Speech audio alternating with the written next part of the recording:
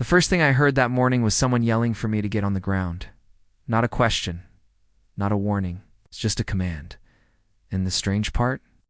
I was standing in my own driveway, at my own house, about to leave for work as a federal officer.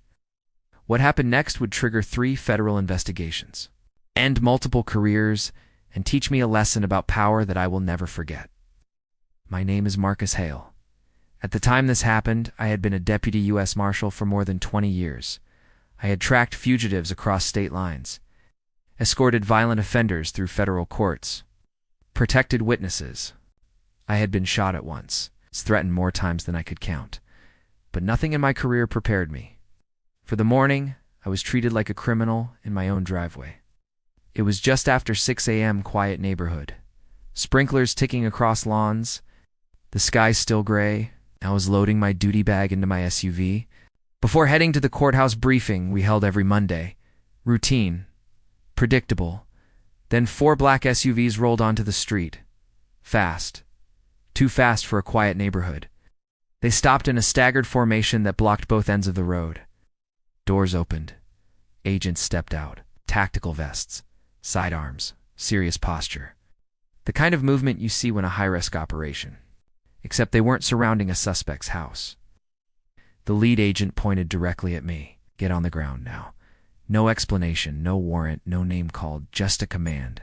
Kept my hands visible. Years of training kicked in. Calm voice. Slow movements. What's this about? The man didn't answer. He stepped closer, hands on the vehicle. I studied him for a moment. Badge on his vest identified him as Agent Victor Langford, an immigration enforcement supervisor. I spoke carefully. I'm a federal law enforcement officer. That should have changed everything. Instead, his expression hardened. I don't care what you say you are, he replied. Round here I give the orders. And right then I asked the only question. That mattered. Is there a warrant? No response. Agents spread across the driveway, blocking the path to my front door. My wife and kids were still inside, sleeping. I could see the reflection of the agents in the paint of my SUV. 6 of them, all watching me like I was a threat. I explained again. My badge is inside my duty bag. Langford didn't even look. Then suddenly he grabbed my arm, hard, twisted it behind my back. Before I could react, another agent seized my other arm. They forced me forward and slammed me onto the hood of my own truck. The metal hit my ribs. My forehead struck the roof rack. I heard the crack before I felt the pain. Warm blood ran down the side of my face. Still, I didn't resist. I knew better, because when officers decide you're the suspect, resistance only makes things worse. You are detaining a federal officer, I said. My voice stayed calm. Inside, my mind was racing. What they didn't know was that my house had 4 security cameras, all recording, audio included. Every second, every command, every movement. Evidence was building, and they had no idea. The noise carried across the street. My neighbor, Colonel Thomas Grady, retired Marine, stepped onto his porch. He looked at the scene, then shouted, "That's a federal marshal." Agent Langford turned toward him. "Sir, go back inside." Grady didn't move. Instead, he pulled out his phone and started recording. A nurse from 2 houses down came outside. She saw the blood. "That man needs medical attention." Agents told her to stay back. But she kept filming too. My wife stepped outside. She saw me in handcuffs, bleeding, surrounded by armed agents. The sound she made, I'll never forget it. My youngest son started crying. My older son didn't. He just raised his phone and recorded. Langford shoved me into the back of an SUV. Inside the vehicle, I told them calmly, "You need to contact the U.S. Marshals Service immediately." One agent looked uncertain. Langford didn't. He muttered something under his breath about fake badges.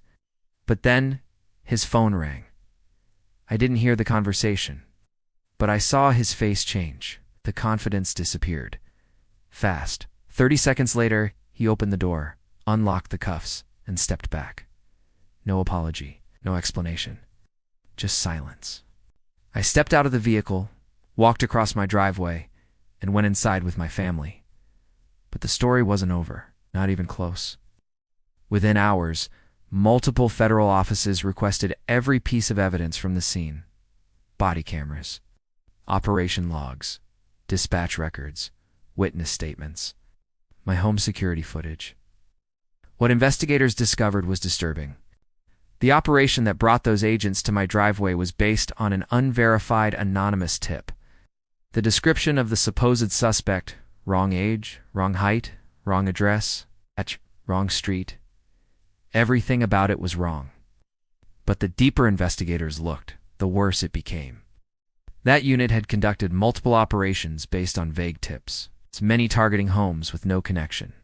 Several resulted in unlawful detentions. None resulted in arrests. It wasn't just a mistake. It was a pattern. Once the evidence from my driveway surfaced, the investigations accelerated. Oversight offices reviewed prior reports, witness videos, internal communications, statements from the agents involved. The findings were serious enough that federal investigators opened multiple reviews into the unit's conduct and operational procedures. Careers that had seemed untouchable suddenly weren't, all because of one morning and a driveway full of cameras. In law enforcement, accountability sometimes moves slowly. But when evidence is undeniable, it moves. Policies were reviewed. Supervisory oversight tightened. Operations procedures changed. And that unit never operated the same way again. People sometimes ask me what lesson I took from that day. It wasn't anger and it wasn't revenge. It was something simpler. Authority means nothing without accountability. Bad decisions can happen anywhere, even inside law enforcement. Why? But truth has a way of surfacing, especially when someone forgets that every action leaves a record. And sometimes, the most powerful witness is a camera, quietly recording from the corner of your own home,